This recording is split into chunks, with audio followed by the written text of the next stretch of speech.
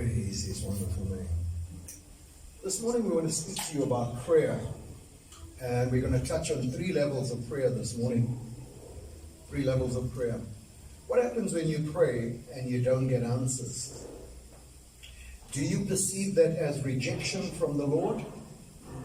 Do you perceive that as perhaps a lack of faith on your behalf, on your part? Do you see it as perhaps asking something that is outside of the will of God? What happens when you pray and you don't get answers? If you are looking for some answers to that sort of dilemma, then stay tuned. Perhaps you'll get something out of this morning's message. Amen. 3 levels of prayer. Stay tuned.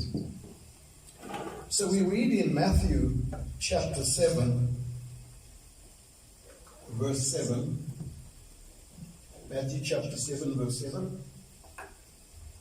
And it says, ask, and it shall be given to you. Sounds familiar? It says, seek, and you shall find. It says, knock, and the door will be open to you.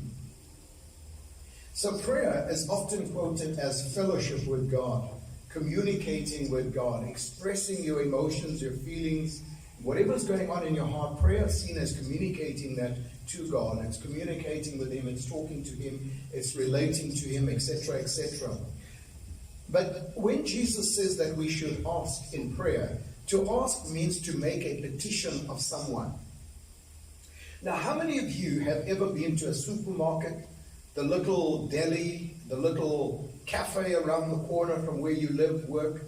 How many of you have ever been to a restaurant, establishment, or something like that, looked at the attendant, asked them for something, and got nothing in return?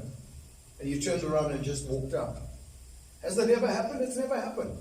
But why does it seem to happen where Christians are concerned when it comes to prayer? Jesus said, ask.